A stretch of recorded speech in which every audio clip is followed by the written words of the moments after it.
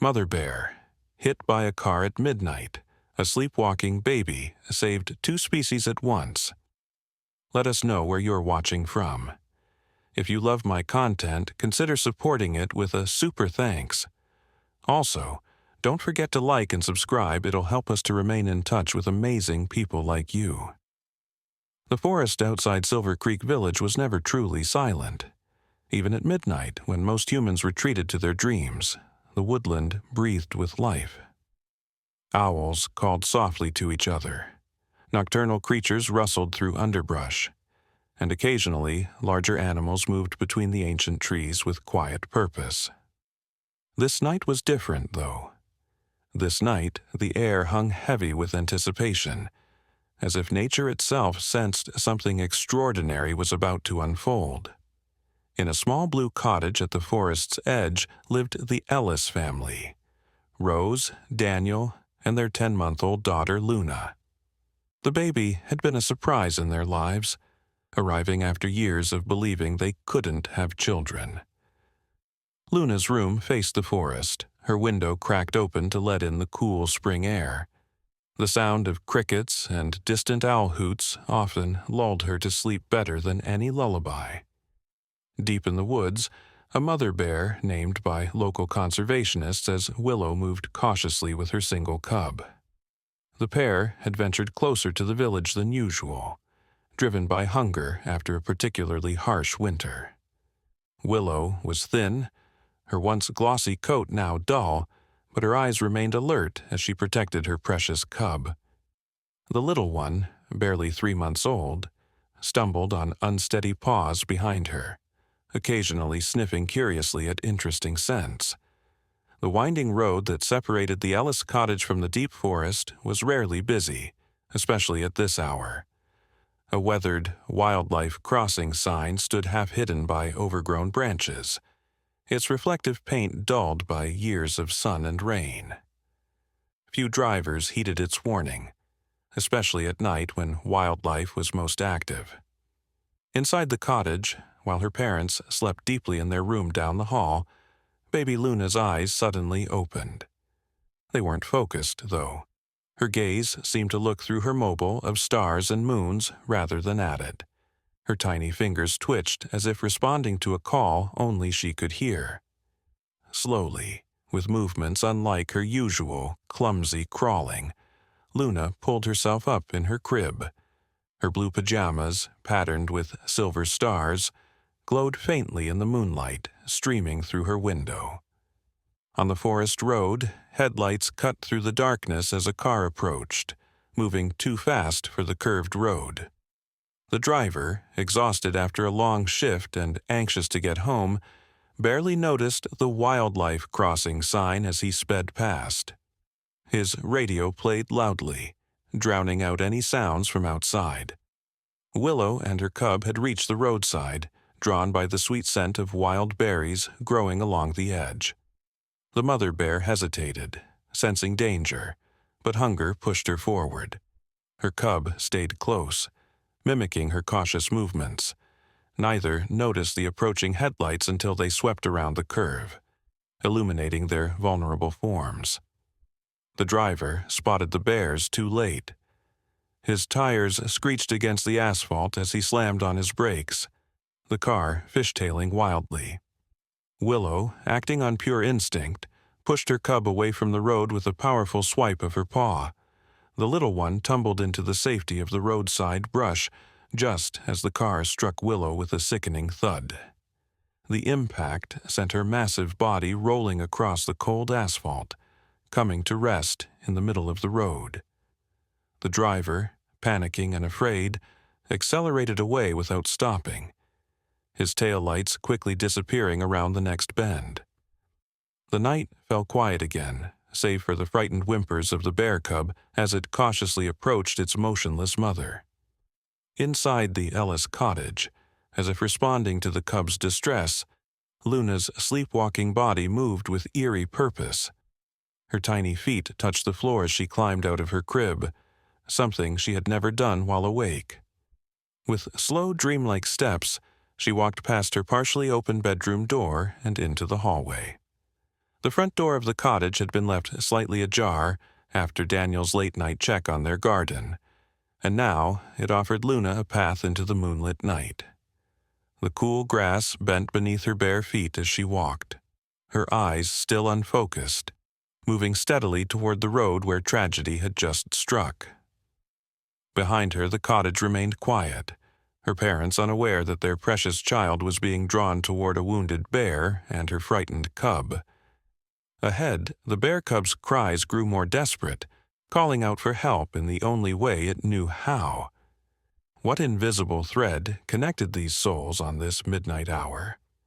What strange force had awakened Luna from her dreams to walk toward danger?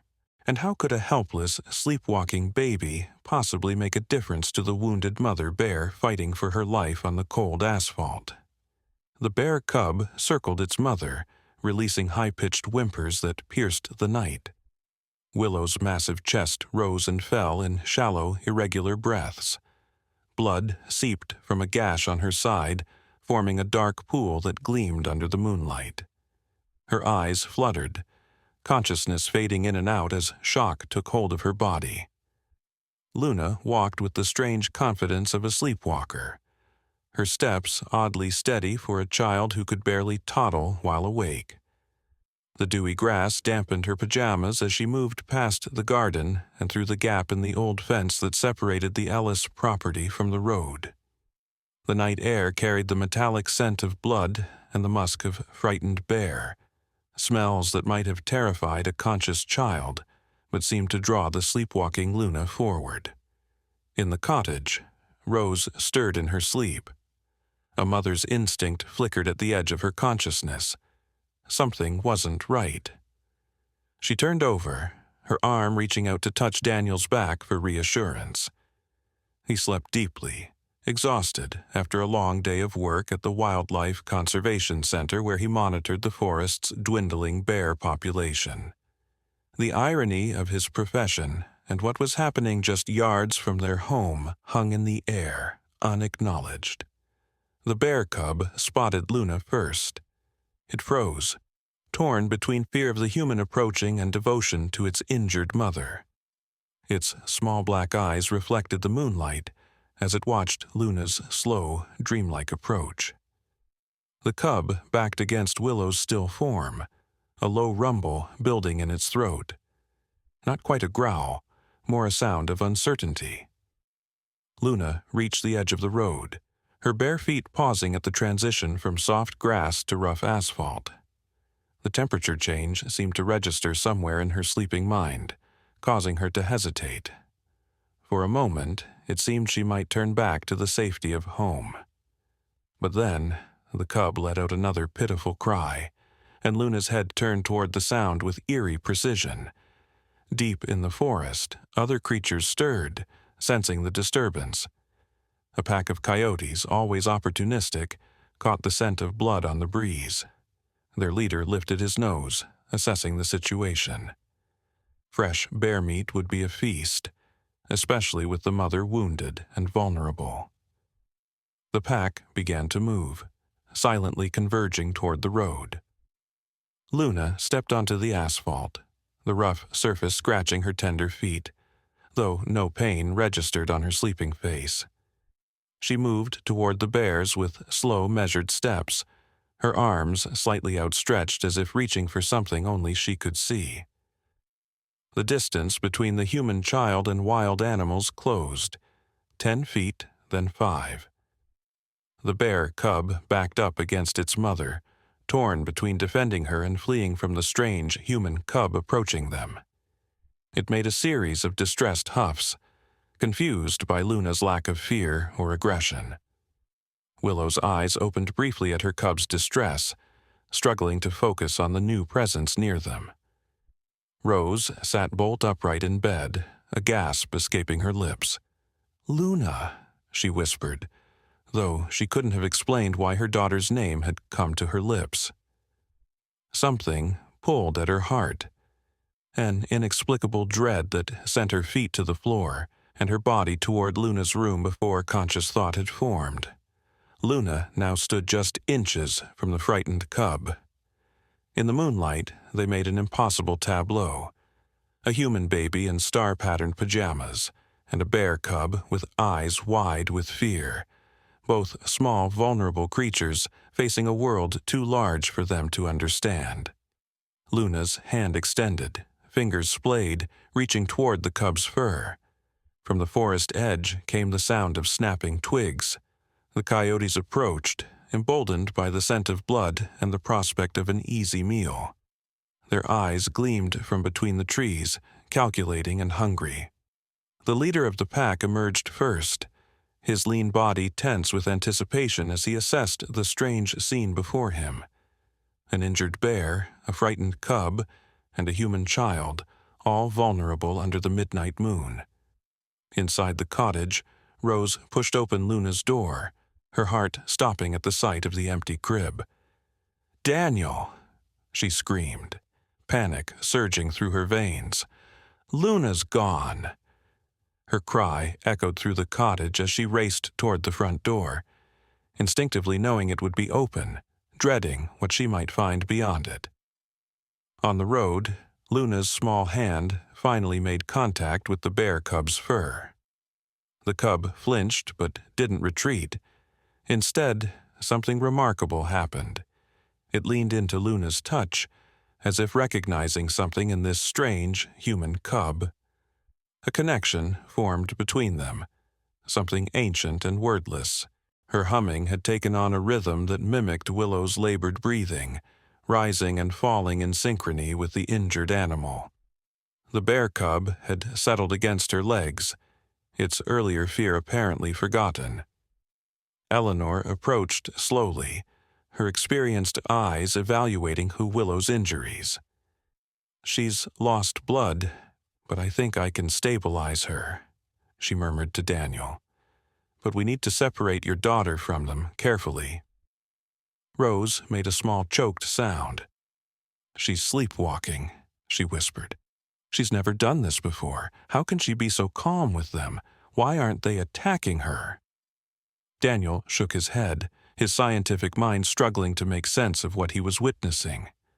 "I don't know. It's like they recognize each other somehow." The coyotes, sensing the arrival of more humans, began to back away reluctantly. Their leader gave a final, frustrated look at the meal they were being denied before turning to lead the pack back into the protective shadows of the forest. Eleanor set down her kit and prepared a sedative for Willow. "I need to get close enough to inject this," she said. "But I can't risk startling the bear while your daughter is so near." As if hearing their dilemma, Luna slowly shifted, taking a small step back from Willow while maintaining contact with the cub. Her movement created just enough space for Eleanor to approach from the side, sedative prepared. "Luna," Rose called softly, fighting to keep her voice calm despite her terror. "Luna, baby, can you come to Mommy?" But Luna didn't respond to her mother's voice. Instead, her humming changed pitch, becoming softer, almost like a lullaby. Willow's eyes began to droop, whether from her injuries or some inexplicable effect of the child's presence, none of the adults could tell. Eleanor seized the moment, moving forward with professional confidence. With practiced precision, she administered the sedative to Willow, then backed away quickly. "It will take effect soon," she whispered. "Then we can move the cub and get Luna." But as they watched, Luna did something none of them expected. Still humming her strange melody, she gently disengaged from the bear cub and began walking backward, one slow step at a time. The cub followed her, apparently unwilling to break the connection between them. Together, child and bear cub moved away from the vulnerable Willow, creating space for the adults to help the injured mother. Daniel looked at Rose, then at Eleanor, bewilderment and wonder mingling on his face. "Is she leading the cub away? How can she know to do that?" Rose shook her head, tears streaming down her face. "I don't know. It's like she's connected to them somehow." Eleanor didn't waste time questioning the miracle unfolding before them. "We need to call for backup," she said, already pulling out her phone. "Wildlife rescue should be here when the sedative takes full effect. We might be able to save this bear, but we need to act quickly." Luna continued her slow retreat, the bear cub following trustingly. Her bare feet moved surely despite her closed eyes, as if some other sense guided her steps. She was leading the cub toward her parents. Yet the wild animal showed no fear, mesmerized by whatever silent communication flowed between them. What invisible language allowed this child to communicate with these wild creatures? How had her sleepwalking journey created a bridge between species that should have feared each other? And as human help arrived for the wounded mother bear, would this extraordinary connection reveal even deeper mysteries about the bond between humans and the natural world? The night air hummed with tension and wonder as Luna continued her slow, dreamlike retreat, the bear cub padding faithfully behind her. Rose and Daniel stood frozen, afraid that any movement might break whatever mysterious spell held the wild animal enthralled to their sleepwalking daughter. Eleanor worked efficiently, monitoring Willow's vital signs as the sedative took effect.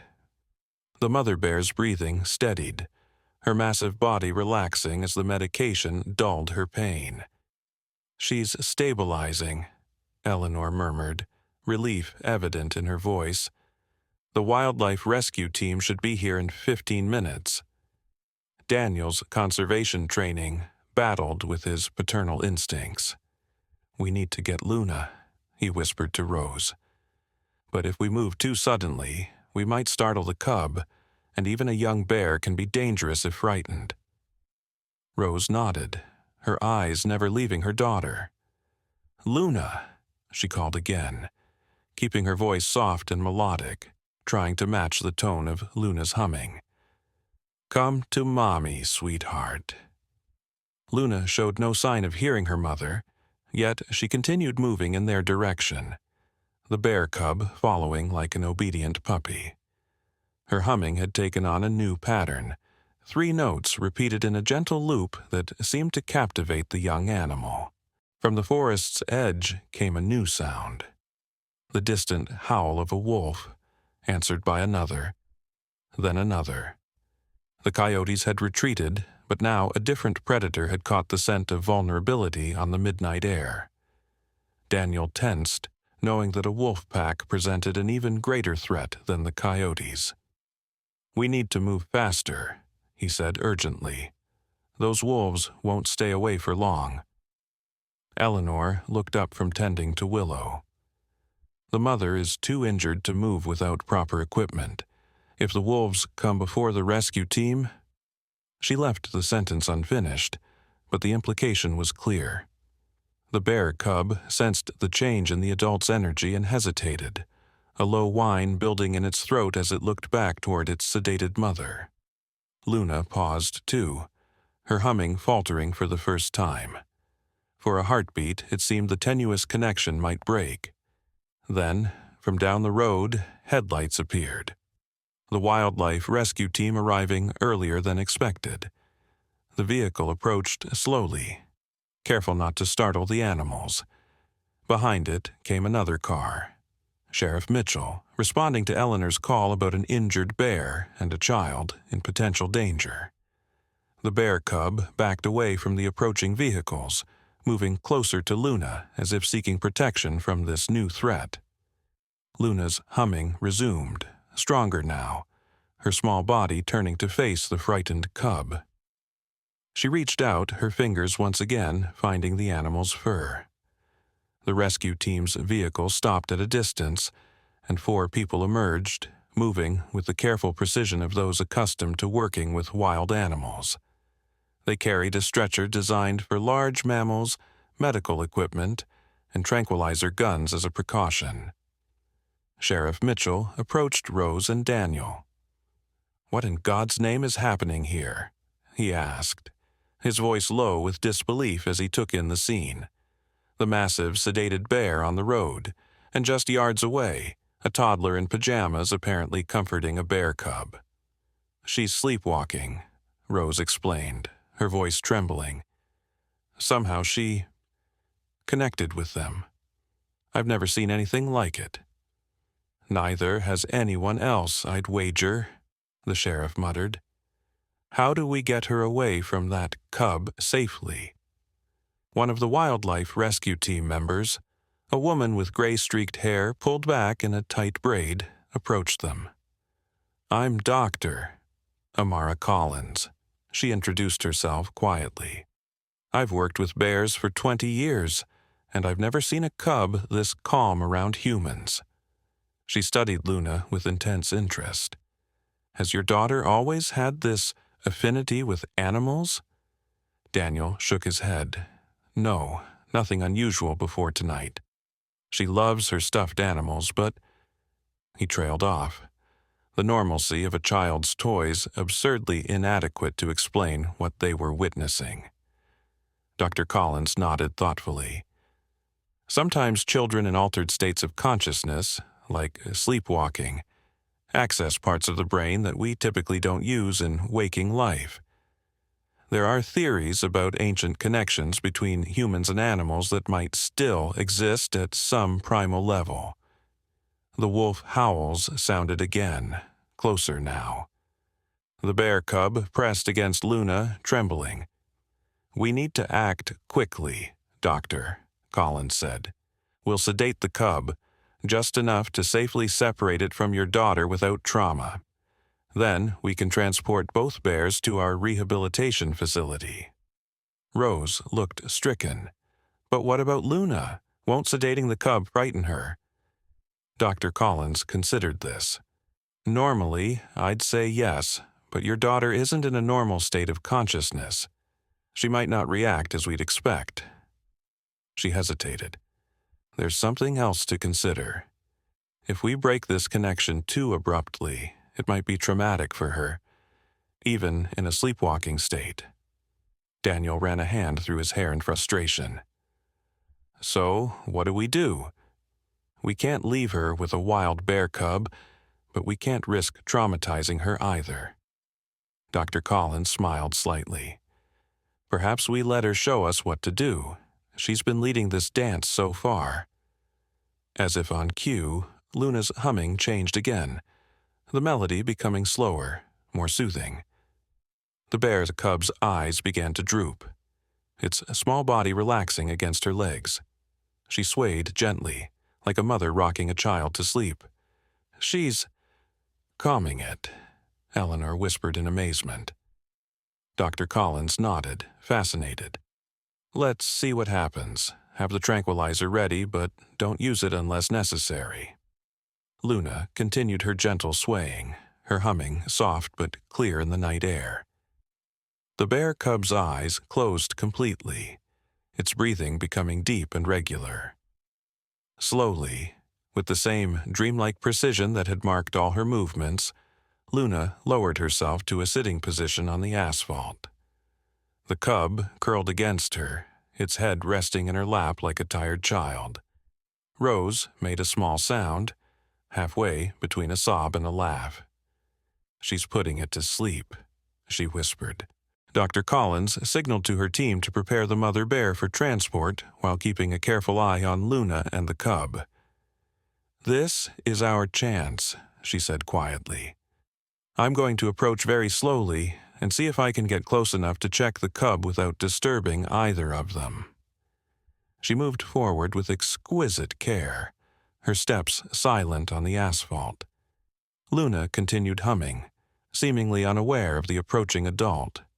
The bear cub twitched in its sleep but didn't wake. Dr. Collins knelt a few feet away, then gradually closed the distance until she was within arm's reach of the child and cub. She watched Luna for a moment, her expression one of profound wonder. "In all my years working with wildlife," she murmured, "I've never seen anything like this."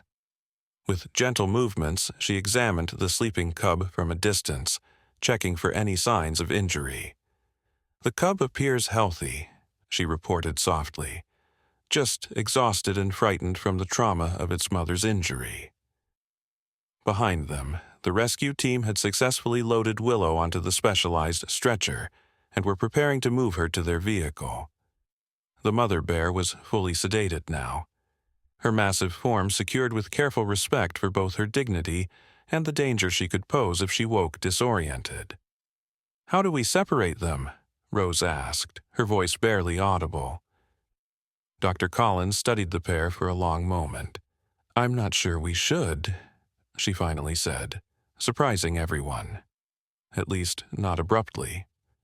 She turned to Rose and Daniel. "Would you be willing to try something unconventional?" They exchanged a glance, then nodded simultaneously. "We're taking the mother to our rehabilitation center about 5 miles from here," Dr. Collins explained.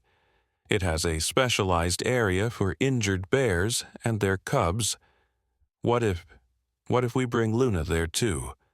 Let her continue this connection in a safe, controlled environment. When she naturally wakes from her sleepwalking state, the separation will likely happen on its own terms."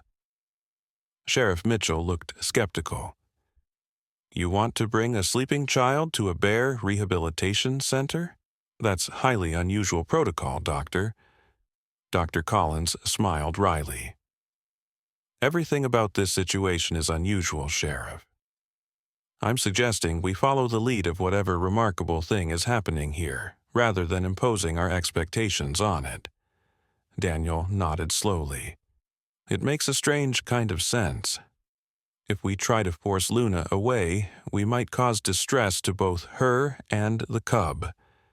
He looked at Rose. "What do you think?" Rose knelt down, bringing herself to eye level with her sleeping daughter.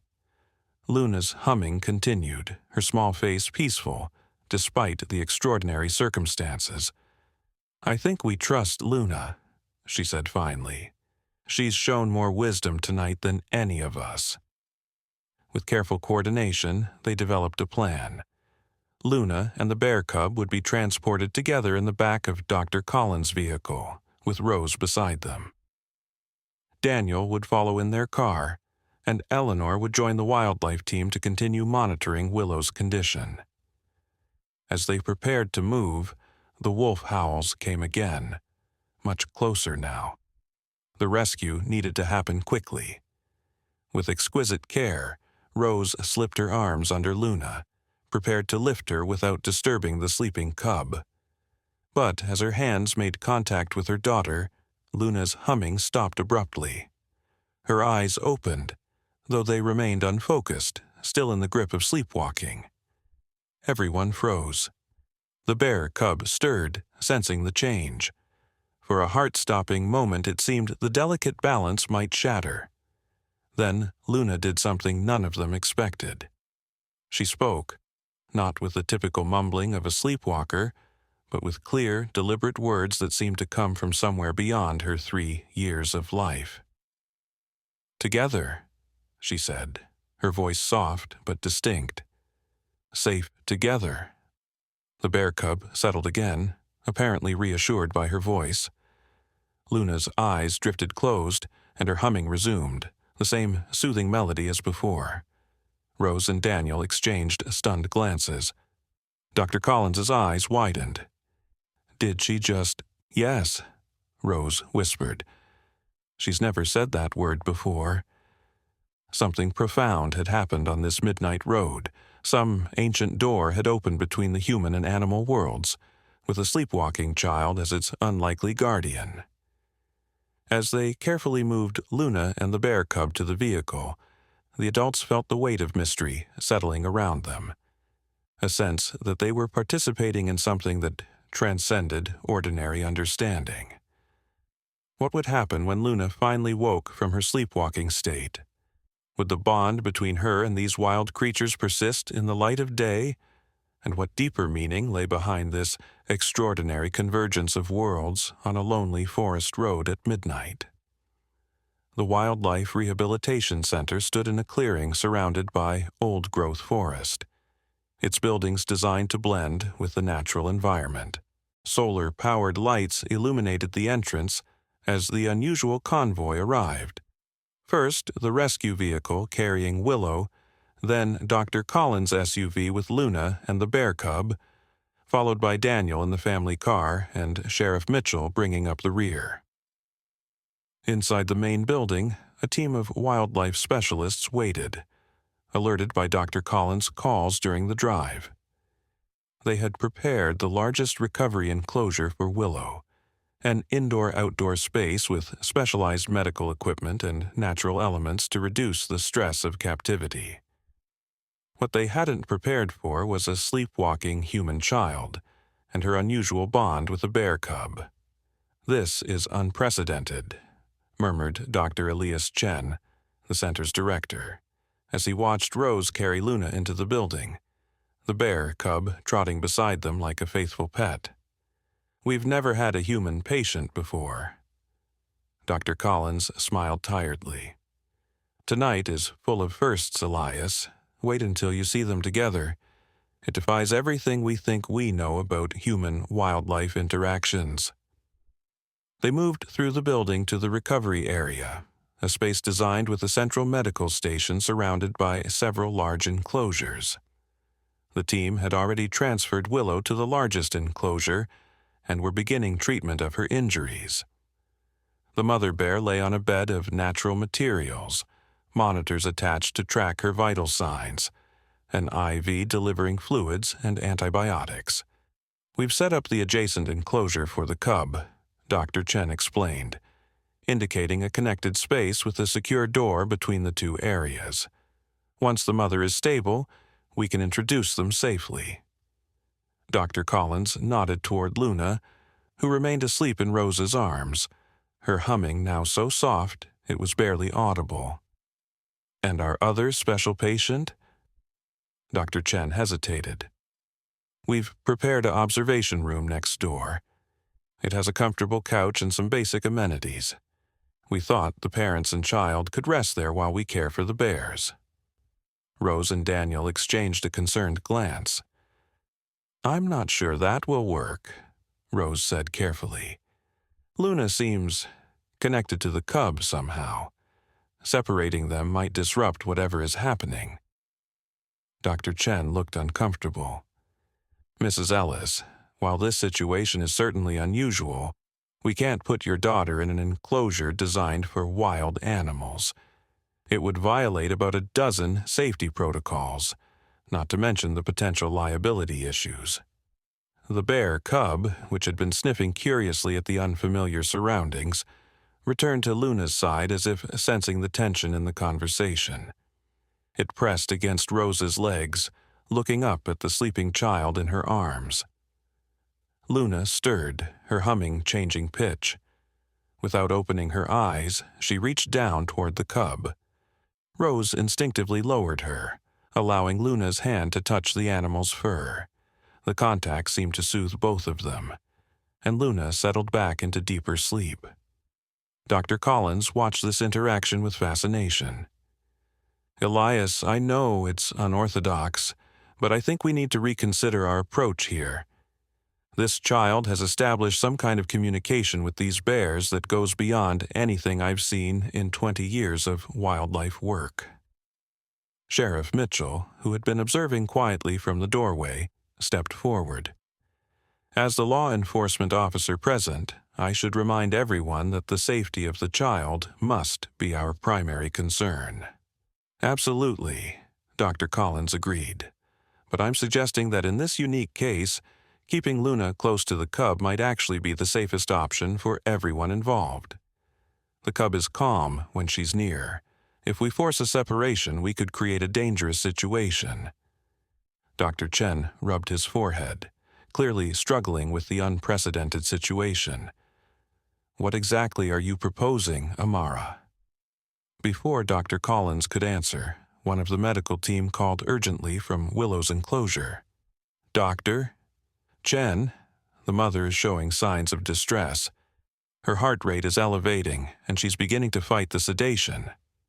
Everyone turned toward Willow's enclosure. Despite her injuries and medication, the mother bear was indeed becoming restless, her massive head lifting slightly, a low moan escaping her throat. The bear cub responded immediately to its mother's distress, rushing to the enclosure barrier and pawing at it, whimpering plaintively. The separation was clearly causing anxiety for both bears. "We need to stabilize the mother quickly," Dr. Chen said, moving toward the enclosure. "Increase the sedative and let's check those wounds again." But as the medical team approached Willow, her agitation increased. One massive paw swiped weakly at the air, a warning despite her compromised state. The monitors showed her heart rate climbing dangerously. "Wait," Rose said suddenly, surprising herself with her own certainty. She stepped forward, still holding Luna. I think Luna can help." Daniel moved to her side, his face etched with concern. "Rose, what are you suggesting?" "I'm not sure exactly," she admitted. "But something extraordinary is happening here. Luna connected with these bears on the road. Maybe she can help calm the mother too." Dr. Chen looked skeptical, but Dr. Collins nodded slowly. "It's worth trying. Willow's stress could compromise her treatment." With careful movements, Rose approached the enclosure barrier, a reinforced glass wall that allowed observation while keeping humans safely separated from the bears. She held Luna close to the glass, just a few feet from where Willow lay, struggling against her sedation. For a long moment, nothing happened. Then Luna's humming changed again, becoming deeper, more resonant, a sound that seemed impossible from such a small child. Her tiny body vibrated with it, the notes filling the room with their strange melody. Willow went still, her great head turning toward the sound. Her eyes, clouded with pain and medication, focused on Luna with startling clarity. The monitors showed her heart rate beginning to decrease, returning to safer levels. "It's working," whispered Dr. Collins, amazement clear in her voice. "I've never seen anything like this." Dr. Chen stepped closer, his scientific skepticism battling with the evidence before his eyes. "This defies all conventional understanding of interspecies communication," he murmured, watching as the massive bear visibly relaxed under the influence of Luna's strange melody. The bear cub, sensing the change in its mother, moved to the small access door between the enclosures, a narrow passage designed to allow cubs to visit their mothers while keeping larger predators separated during medical treatment. Dr. Collins nodded to a technician who carefully opened the access door. The cub immediately darted through, rushing to Willow's side and pressing against her broad head. Luna's humming continued, the sound filling the room with an almost physical presence. Those listening felt it resonate in their chests, a primordial lullaby that seemed to speak directly to something ancient within them. Sheriff Mitchell removed his hat, holding it against his chest as if in the presence of something sacred. "We should move Luna into the observation room adjacent to the enclosure," Dr. Collins suggested quietly. "She can remain close enough to maintain this connection, while keeping a safe barrier between them." Rose nodded, relief flooding her features at this compromise. Daniel moved ahead of them, helping the staff quickly prepare the small room that shared a reinforced glass wall with Willow's enclosure. They arranged blankets on the comfortable sofa, creating a nest where Luna could continue her sleepwalking trance in safety. As Rose carried Luna toward the observation room, something unexpected happened. The child's humming faltered, and she stirred in her mother's arms. Her eyes opened, not the unfocused gaze of before, but clear, alert eyes that looked directly at the bears with recognition. "Luna," Rose whispered, hope and fear mingling in her voice. "Baby, are you awake?" Luna blinked slowly, then turned her face toward her mother. "Mama," she said, the familiar word a stark contrast to the otherworldly sounds she'd been making. Then, to everyone's shock, she added clearly, "Bears hurt. Luna, help." The adults exchanged stunned glances. Though Luna had begun forming simple sentences in recent months, she had never spoken about herself in the third person, nor constructed such a clear declaration of intent. "Yes, sweetheart," Rose replied carefully. "The bears are hurt. The doctors are helping them." Luna shook her head with surprising firmness. "Luna, help," she repeated, then closed her eyes again, her body relaxing as she slipped back into her trance-like state. The humming resumed, but changed, more complex now, with subtle variations that reminded Daniel of the traditional songs his Cherokee grandmother had sung to him as a child. Did she just wake up and go back to sleepwalking? Sheriff Mitchell asked, bewilderment clear in his voice. Dr. Collins shook her head slowly. "I'm not sure we can categorize what's happening with conventional terms anymore. This seems to be a state of consciousness all its own." They settled Luna on the sofa in the observation room, arranging her small body comfortably with pillows to support her. Rose sat beside her, stroking her hair gently, while Daniel stood at the glass, watching the bears with the analytical eye of a conservation scientist struggling to reconcile his professional knowledge with the inexplicable events unfolding before him. Through the glass, they could see the medical team working more confidently now, treating Willow's injuries while the bear remained calm, soothed by whatever influence Luna projected through her humming. The cub had curled against its mother's neck, occasionally lifting its head to look toward Luna as if maintaining their connection across the barrier. "I should call the university," Daniel said suddenly. "Dr. Nakamura's research on interspecies empathy might help us understand what's happening here." Dr. Chen looked up from Willow's monitors. "This goes beyond research, Daniel. This child somehow established a neural connection with these bears that's allowing cross-species communication at a level we've only theorized about. The implications are, well, staggering." "Speaking of implications," Sheriff Mitchell interjected, his practical nature reasserting itself, "we need to discuss what happened on that road. Hit and run involving protected wildlife is a serious offense. I need to start an investigation." Daniel nodded gratefully for this return to concrete matters. The vehicle was dark-colored, possibly a pickup truck. It was moving too fast around that curve. "I've seen too many accidents on that stretch," the sheriff agreed. "The wildlife crossing signs are often ignored. Maybe this incident will finally get the county to install the speed cameras we've been requesting." As the adults discussed practical matters, none of them noticed the subtle change in Luna's humming, how it had begun to synchronize with Willow's breathing, creating a rhythm that linked child and bear across the barrier between them. Nor did they immediately notice when Luna's small hand began to move, fingers tracing patterns in the air that mirrored the movements of the medical team treating Willow. Rose was the first to see it. "Look," she whispered, pointing to Luna's hand. "She's mimicking them. It's like she's helping them treat the bear." Dr. Collins moved closer, watching with fascination as Luna's fingers precisely echoed the movements of the veterinarian stitching Willow's wound. "It's as if she's feeling what they're doing," she said softly. "Some kind of empathic projection." Outside the rehabilitation center, the night had deepened, the forest growing quieter as its creatures settled. But far back in the trees, several pairs of eyes watched the building, the wolf pack that had followed the scent of blood and vulnerability.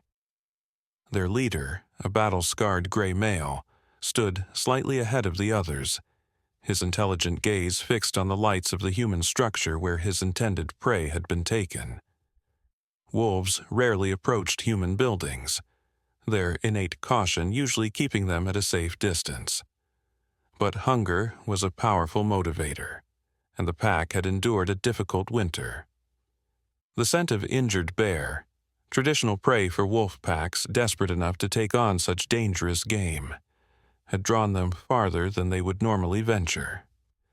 Inside, Luna's humming suddenly shifted, taking on a new urgency. Her body tensed, and her eyes opened again, wide and alert. "Coming," she said clearly. "They're coming." Rose looked at her daughter in confusion. "Who's coming, Luna?" But Luna wasn't looking at her mother. Her gaze was fixed beyond the glass, beyond the bears, toward the outer wall of the building. She raised one small hand, pointing. "Hungry ones want bears." Dr. Chen frowned, moving to check the security monitors that showed the exterior of the building. He stiffened, surprise crossing his features. "There's a wolf pack at the edge of the clearing," he reported, his voice tense. "At least 6 individuals. They shouldn't be this close to the facility." Daniel joined him at the monitors, studying the grainy night vision images with concern. "That's the Stone Ridge pack. They don't usually venture this far from their territory unless they're desperate." The implications hung in the air, unspoken. Desperate wolves might take unusual risks, even approaching human structures in search of food. How could Luna possibly know about them? Sheriff Mitchell asked, voicing the question they were all thinking. Dr. Collins shook her head slowly. "I don't know, but everything about tonight suggests she's perceiving things beyond normal human awareness." In the bare enclosure, Willow had grown restless again, her massive head lifting despite her sedation, nostrils flaring as she sensed the predators outside. The cub pressed closer to her, whimpering softly. Luna's humming changed again, becoming lower, almost a growl that mimicked Willow's own warning sounds.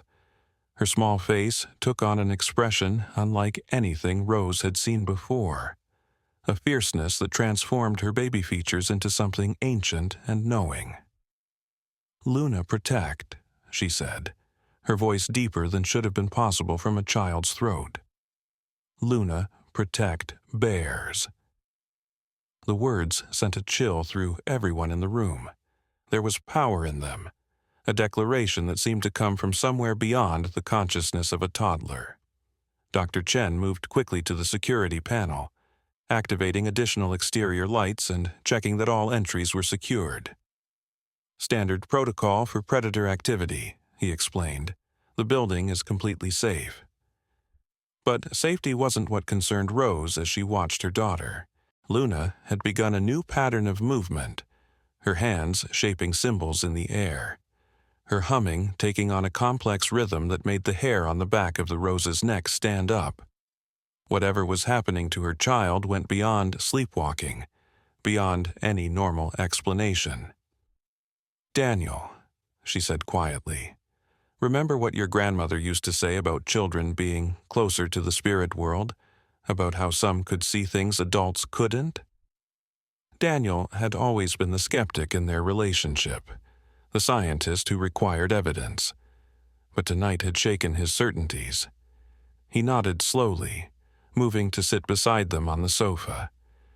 "She said children hadn't yet forgotten the language of creation," he acknowledged, "that sometimes they could still speak to animals and spirits because the veil was thinner for them." Dr. Collins overheard them. "Many indigenous cultures share similar beliefs," she noted. "The idea that children, especially very young ones, retain connections to natural forces that adults have lost." She watched Luna's movements with respectful attention. "I've worked with traditional knowledge keepers in several communities. They might recognize what's happening here." Outside, the wolves had grown bolder, moving closer to the building. One tested the airlock door at the rear loading bay, sniffing along its edges. On the security monitor, they could see the leader directing the pack's movements with subtle signals, demonstrating the remarkable intelligence that made wolves such effective hunters. Luna's movements became more pronounced, her humming louder. Rose felt heat radiating from her daughter's small body. Not the worrying warmth of fever, but something else, as if energy were flowing through her. "Look at the bears," Dr. Chen said suddenly, pointing toward the enclosure. Willow had managed to push herself up onto her chest, despite her injuries and sedation. Her cub huddled beneath her protective bulk. Both bears were oriented toward the outer wall, the same direction Luna was facing, their postures alert and defensive. "They're responding to the wolves," Daniel said. "They sense the threat." "No," Dr. Collins corrected softly. "They're responding to Luna. Watch how they mirror her movements." It was true. Each gesture Luna made was reflected in subtle shifts of Willow's massive head, each note of her humming matched by the bear's breathing. There was a synchronicity between them that defied explanation. Then Luna did something that left everyone speechless. She began to sing, not the wordless humming of before, but an actual melody with words in a language none of them recognized. The sounds were fluid, unlike anything in modern speech, with tonal qualities that reminded Dr. Collins of recordings she'd heard of some of the world's oldest languages. "What is that?" Sheriff Mitchell whispered, forgetting his official demeanor in the face of this new marvel. "I don't know," Daniel admitted, listening intently. "It's not Cherokee or any indigenous language I'm familiar with." Rose felt tears forming in her eyes as she watched her daughter, overwhelmed by the mystery unfolding through her child. "It's beautiful," she whispered. Dr. Chen had been monitoring the security cameras. "The wolves," he said suddenly. "Look at the wolves." On the screen, they could see the pack had stopped their testing of the building's defenses. All 6 wolves stood motionless, ears pricked forward, listening. The leader lifted his head, as if trying to catch more of the sound that must have been audible even through the building's walls. Luna's singing grew stronger, filling the room with its strange beauty. Through the glass, they could see Willow had relaxed slightly, though she remained protectively positioned over her cub. The medical team stood back, unwilling to interfere with whatever was transpiring. Suddenly, Luna's song shifted, taking on a commanding quality. On the security monitor, they watched in astonishment as the wolf pack leader turned away from the building. He stood for a moment, as if conflicted, then made a decision. With a flick of his tail, he signaled the pack, and together they retreated toward the forest edge. "She's sending them away," Dr. Collins breathed. "Somehow, she's communicating with them, too." Luna's singing gradually softened, becoming gentler as the wolves disappeared into the trees. Her small body relaxed, the tension flowing out of her as she completed whatever work she had been doing. With a final, sweet note, she fell silent, curling into Rose's side like any tired child seeking comfort. In the bare enclosure, Willow too relaxed, settling back onto her bedding, allowing the medical team to approach once more. The cub remained tucked against her, both bears seemingly at peace despite the lingering scent of predators outside. A profound silence fell over the room as everyone tried to process what they had witnessed. It was Sheriff Mitchell who finally spoke, his voice hushed with awe. "In 30 years of law enforcement, I've seen some unexplainable things," he said quietly. "But nothing like this. That child just communicated with wild animals, sent away a wolf pack." He shook his head. "If I hadn't seen it with my own eyes." Dr. Chen nodded, his scientific skepticism thoroughly shaken. "We should document everything," he said. "Take notes while it's fresh in our minds." Dr. Collins was already writing in her field journal, her hands slightly unsteady. "The implications for conservation work alone are staggering," she murmured. "If we could understand even a fraction of what Luna seems to intuitively know about animal communication." Daniel had been silent, watching his daughter with a mixture of wonder and concern. "What does this mean for her?" he asked finally, voicing the question that had been growing in Rose's heart. "If she has this ability, this connection to the natural world, what does that mean for her future?" No one had an answer. Luna slept now, her face peaceful, looking like any ordinary child. Yet they had all witnessed something extraordinary flow through her, something ancient and powerful that had bridged the divide between species. Rose stroked Luna's hair gently. "Maybe we're asking the wrong questions," she said softly. "Maybe instead of wondering what this means for her future, we should be asking what message she's bringing us from a past we've forgotten." Outside, the forest had grown quiet again, the wolves retreating to safer hunting grounds. But something had changed in the relationship between the human building and the wilderness around it. A door had been opened, a connection established through the unlikely medium of a sleepwalking child. And in the quiet that followed Luna's remarkable performance, new questions began to form in the minds of everyone present. How had a mother bear's tragic accident and a child's sleepwalking journey culminated in this extraordinary convergence of species? What ancient knowledge flowed through Luna's voice when she sang in that unknown tongue? And perhaps most importantly, what might happen when the morning came and Luna woke fully to the light of day? The first light of dawn filtered through the windows of the rehabilitation center, painting the observation room in soft gold. Luna still slept peacefully on the sofa, curled against Rose, who had remained awake through the night, watching over her daughter with mixture of awe and concern. Daniel dozed in a chair nearby, his exhaustion finally overcoming his scientist's curiosity. In the bear enclosure, the veterinary team had worked through the night, stabilizing Willow's condition. The mother bear now rested more comfortably, her wounds cleaned and sutured, antibiotics flowing through an IV to combat infection. Her cub remained close, occasionally nuzzling her face as if checking on her progress. Dr. Collins entered the observation room quietly, carrying a tray with coffee and breakfast pastries. The rehabilitation center wasn't designed for human guests, but the staff had pooled their personal supplies to provide for the unexpected visitors. "How is she?"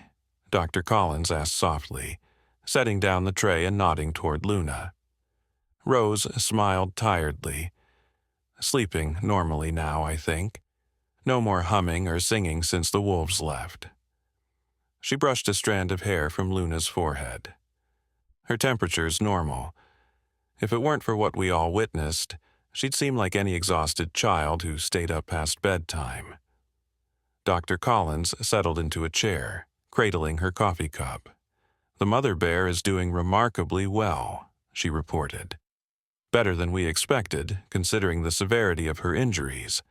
Dr. Chen thinks she'll make a full recovery with time." "And the cub?" "Physically fine, just frightened and concerned for its mother." Dr. Collins hesitated. "Rose, I hope you know we would all understand if you wanted to take Luna home now. What happened last night was extraordinary, but she's still a child who needs normalcy and rest." Rose looked through the glass at the bears, then back at her sleeping daughter. "I think we should wait until she wakes naturally," she said. "Whatever connection formed between them, I'm worried about breaking it abruptly."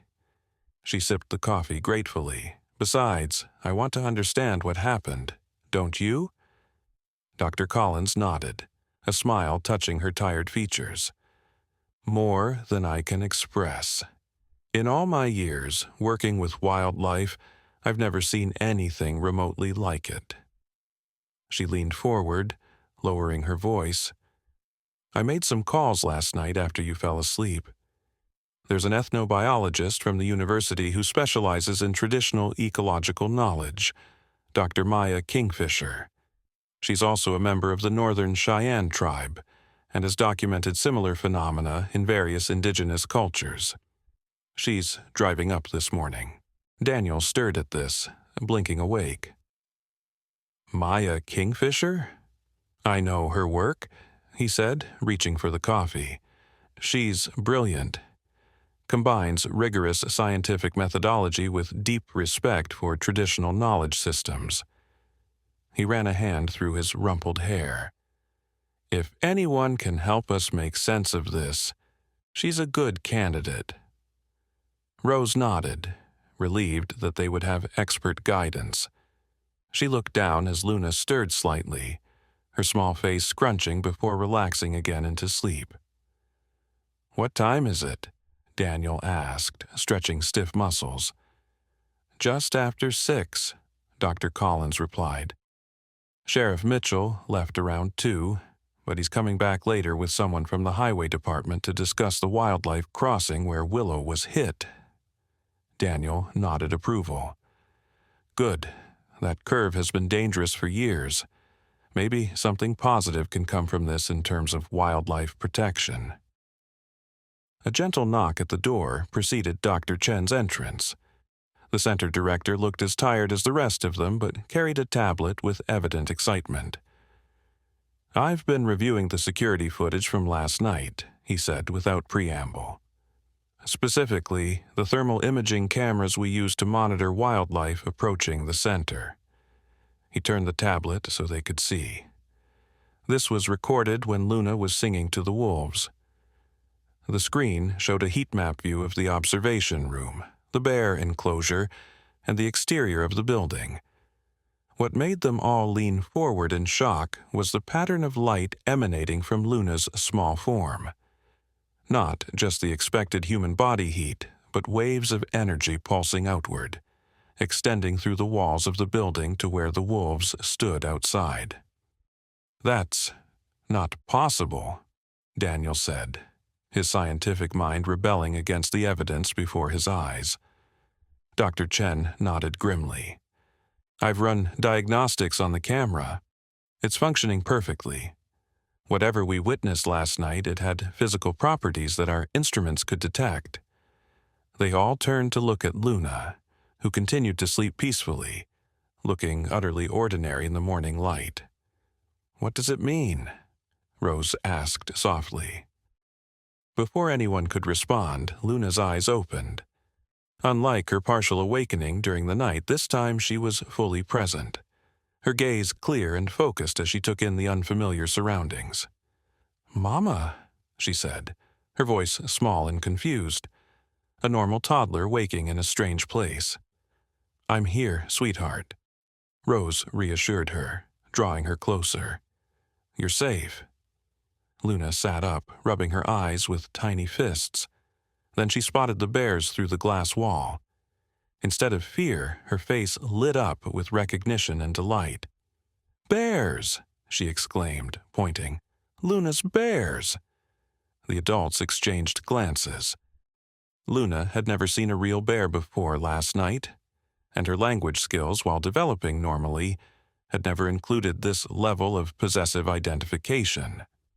"Yes, those are bears," Rose confirmed carefully. "Do you remember them?" Luna nodded enthusiastically. "Mama bear hurt. Baby bear scared." She patted her own chest. "Luna sing special song, make better." Daniel moved to sit beside them, keeping his voice gentle. "Luna, do you remember going outside last night when Mom and Daddy were sleeping?" Luna's brow furrowed in concentration. "Luna walk in dreams," she said finally, "not like awake walking." She pointed to her feet. "Feet know where go." "And where did your feet take you?" Dr. Collins asked softly. "Two sad bears," Luna replied simply. "Bears need Luna." Rose stroked her daughter's hair. "How did you know the bears needed you, sweetheart?" Luna looked at her mother with genuine confusion, as if the answer was obvious. "Luna, hear them here," she said, touching her chest over her heart. "Like music, but no ears here, only heart here." The adults exchanged glances again, absorbing the implications of Luna's simple explanation. Whatever had happened, Luna seemed to have some conscious memory of it, articulated through her limited vocabulary. "And the wolves?" Dr. Chen asked carefully. "Do you remember the wolves, Luna?" Luna's expression darkened slightly. "Hungry wolves want hurt bears. Luna, say no." She made a shooing motion with her hands. "Luna, sing go-away song, special old song." "Where did you learn that song, sweetie?" Rose asked, working to keep her voice casual despite her growing amazement. Luna tilted her head, considering. "Dreams teach," she said finally. "Old dreams from before." "Before what?" Daniel prompted gently. Luna struggled to find the words, her face scrunching with effort. "Before Luna, before Mama and Daddy, long ago before." A shiver ran through Rose at these words. They echoed ancient concepts of ancestral memory, of knowledge passed down through generations at levels beyond conscious learning. In the bare enclosure, Willow had awakened, her massive head turning toward them. The mother bear's eyes seemed to focus directly on Luna, holding her gaze across the space between them. The cub noticed the exchange and moved to the glass, pressing a small paw against it as if trying to reach Luna. Without hesitation, Luna slipped from Rose's lap and approached the glass, placing her tiny palm against it, directly opposite the cub's paw. "Hello, bear friend," she said clearly. What happened next left them all speechless. The cub made a soft chuffing sound, a greeting recognized by those who studied bears, and Willow, despite her injuries, lifted her head higher, making the same sound to Luna. There, acknowledging her, Dr. Collins whispered in amazement, greeting her as if she's one of their own. Luna smiled, a pure expression of joy that illuminated her small face. "Bears say hello to Luna," she confirmed happily. "Bears say thank you for the singing." Daniel knelt beside his daughter, struggling to reconcile his scientific worldview with what he was witnessing. "Luna, can you understand what the bears are saying to you?" Luna nodded matter-of-factly. Not like people words, like feelings and pictures in Luna's head. She touched her father's chest. "You try. Listen with heart, not ears." Before Daniel could respond, the door opened and a new figure entered. A woman in her 50s with silver-streaked black hair pulled back in a neat braid, wearing practical outdoor clothing and carrying a well-worn leather backpack. Her features held the unmistakable heritage of Indigenous ancestry, her dark eyes sharp and observant as they took in the scene. "Dr. Kingfisher," Dr. Collins greeted her with evident relief. "Thank you for coming so quickly." The ethnobiologist nodded in acknowledgement but kept her focus on Luna, who had turned to regard the newcomer with curious interest. "I'm Maya," she introduced herself, setting down her backpack and kneeling to Luna's level. "You must be Luna. I heard you had a very special night."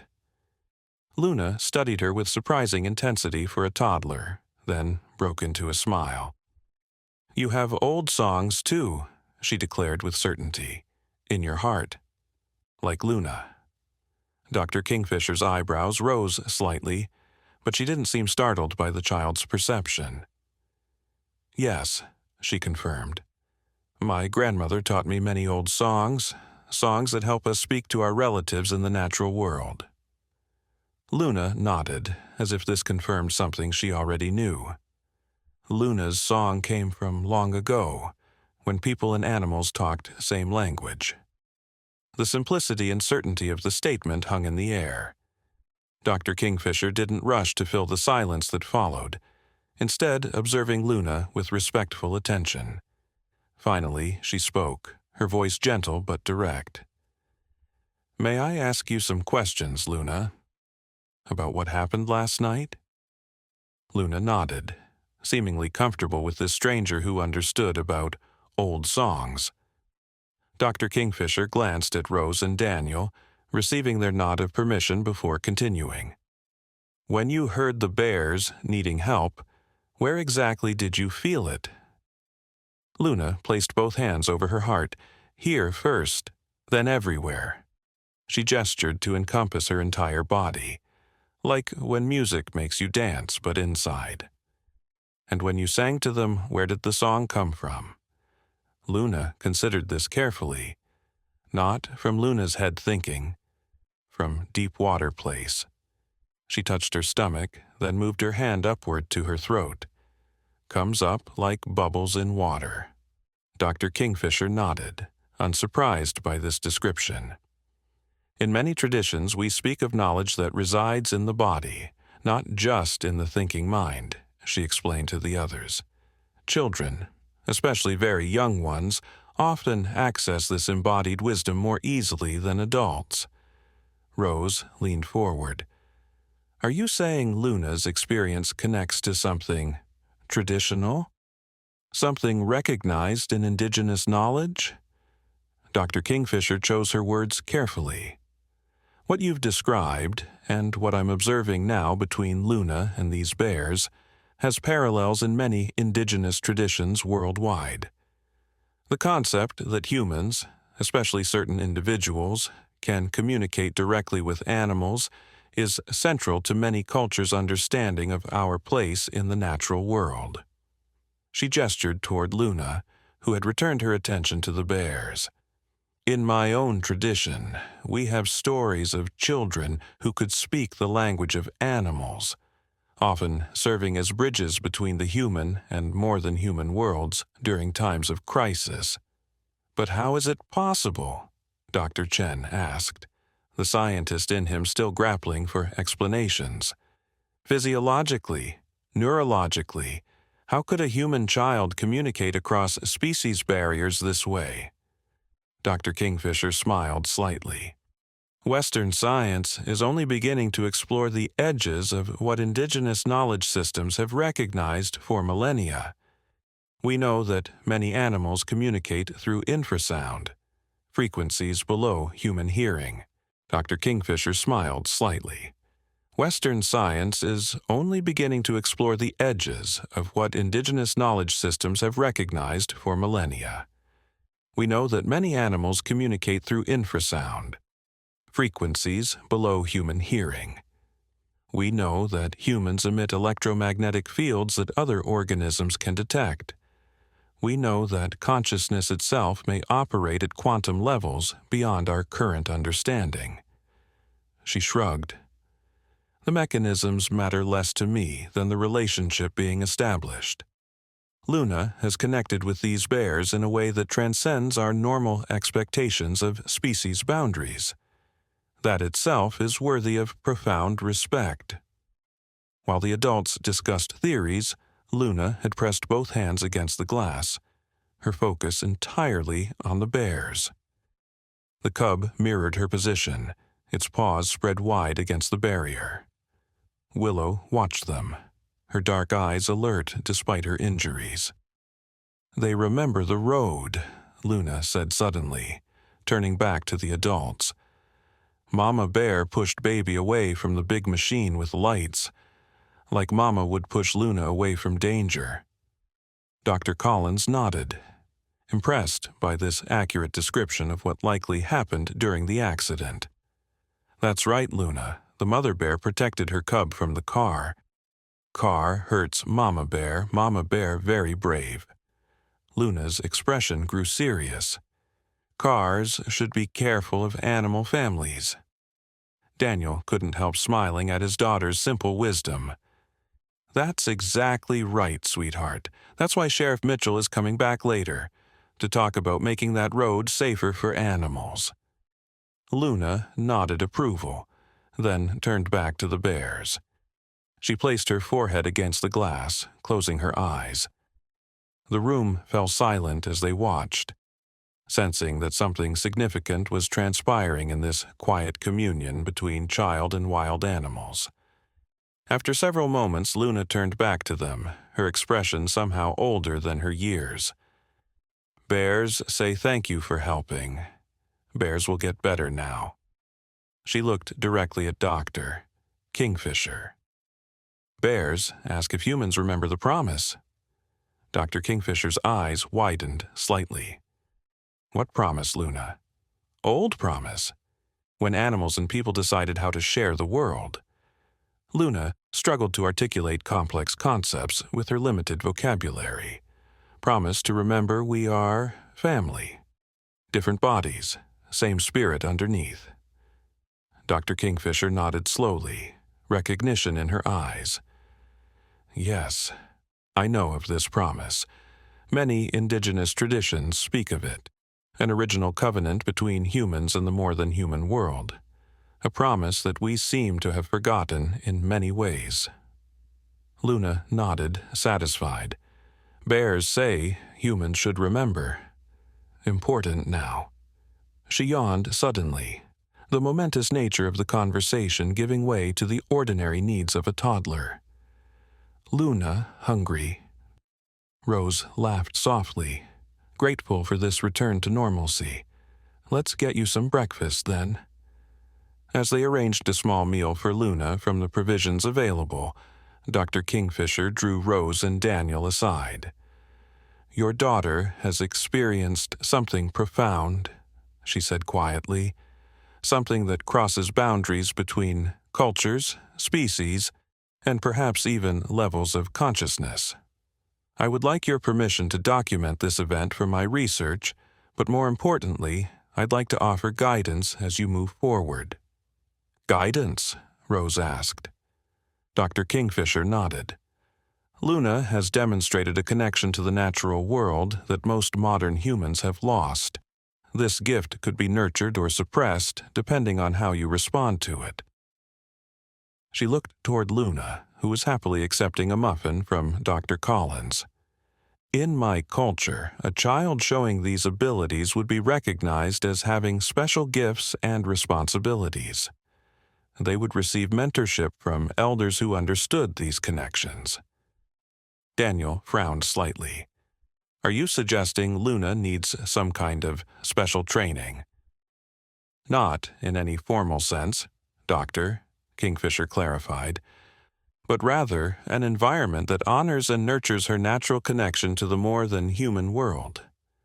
Opportunities to spend time in nature, to learn traditional knowledge about animals and ecosystems, to develop language for expressing what she experiences. She smiled reassuringly. Nothing that conflicts with giving her a normal, happy childhood, rather enriching it with awareness of these deeper connections.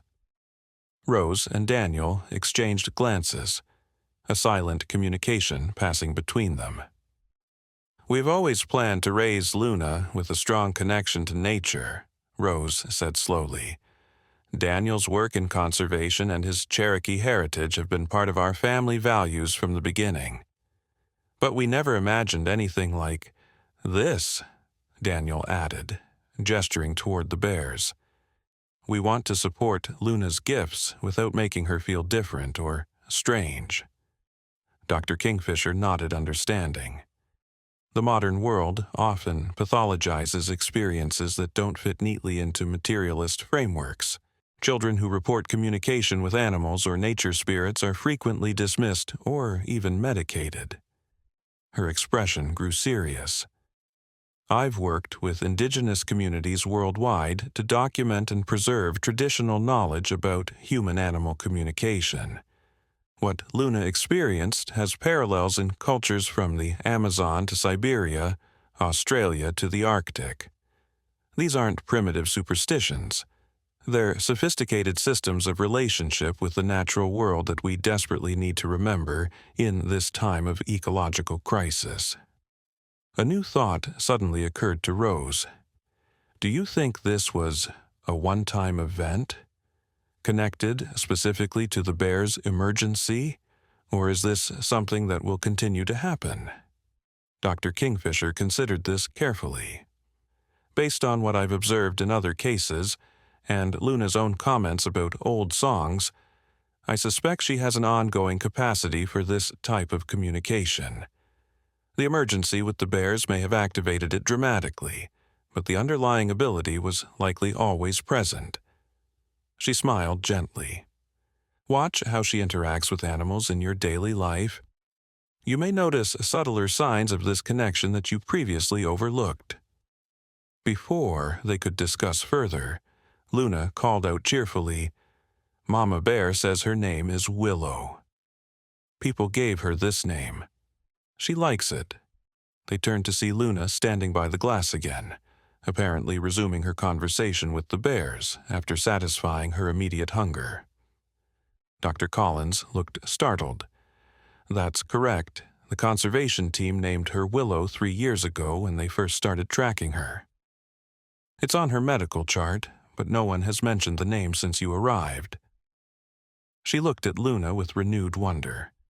She couldn't have heard that from any of us. Luna continued, "Baby Bear has no people name yet, just Bear name." She tilted her head, listening to something only she could hear. "Bear name sounds like..." She made a soft, huffing sound, impossibly similar to a bear's vocalization. Dr. Kingfisher nodded, unsurprised.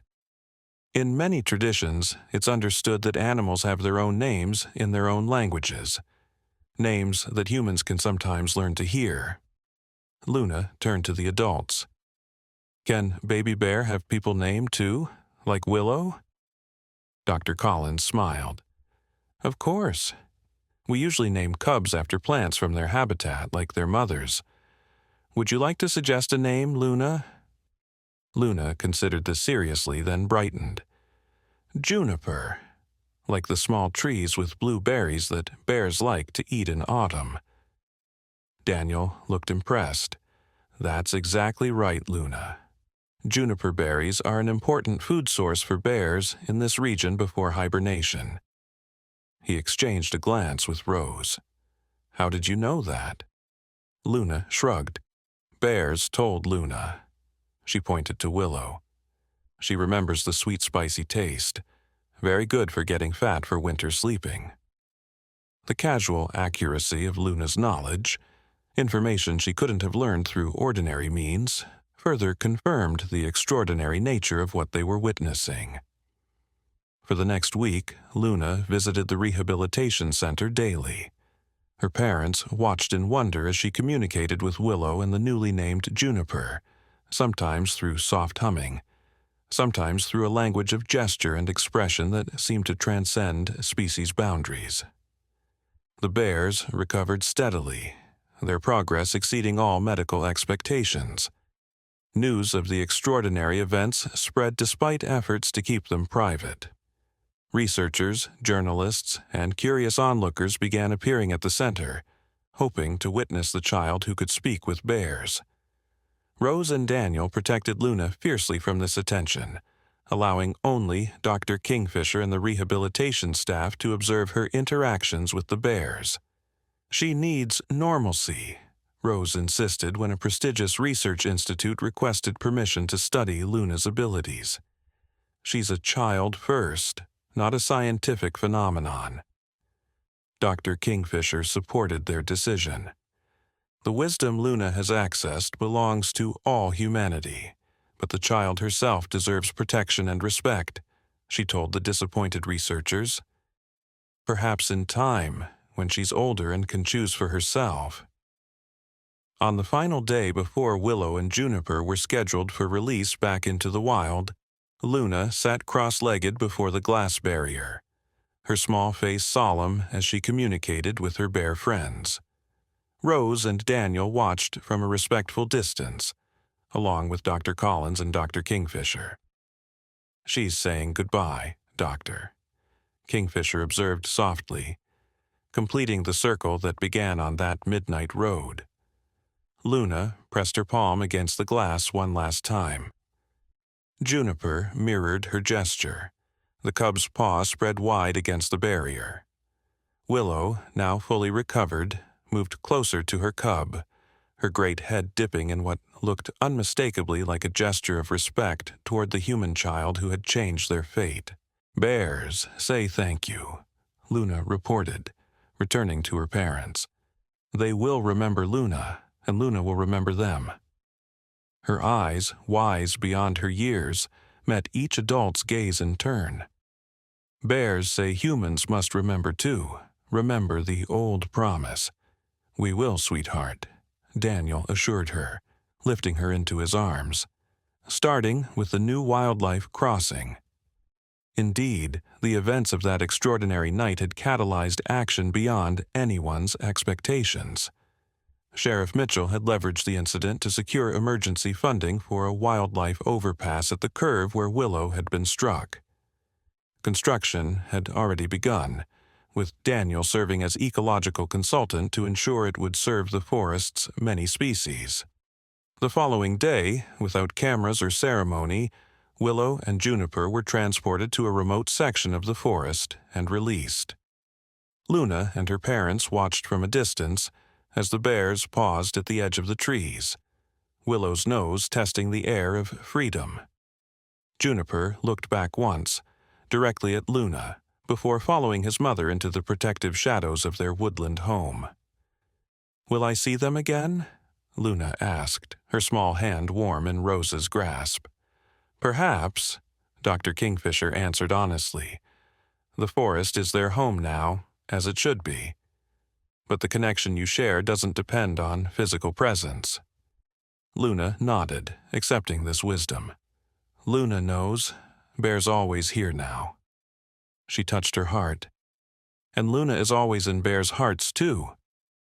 As they walked back to their car, Luna skipping between her parents, Dr. Kingfisher hung back with Dr. Collins.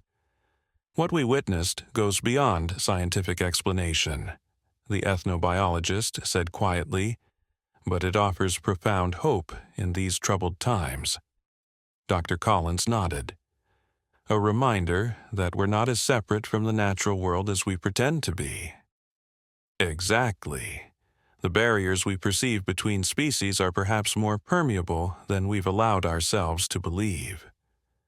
Dr. Kingfisher watched Luna with her parents, the child now chattering about ordinary toddler concerns, apparently transitioning seamlessly between extraordinary communion with wild animals and the everyday world of a 3-year-old. That child glimpsed something most adults have forgotten: the original language that connects all living beings. "Do you think others could learn what she knows?" Dr. Collins asked. Dr. Kingfisher smiled. "I think many already know it, in their own ways. Indigenous peoples worldwide have maintained these connections despite centuries of dismissal from Western science. Children often demonstrate this awareness before our educational systems teach them to ignore it." She gestured toward Luna. "What makes her exceptional is that her experience was so dramatic and witnessed by so many credible observers. It will be harder to dismiss as mere imagination or coincidence." "What happens now?" Dr. Collins wondered. "Now, we watch and learn, and perhaps we remember how to listen with more than our ears."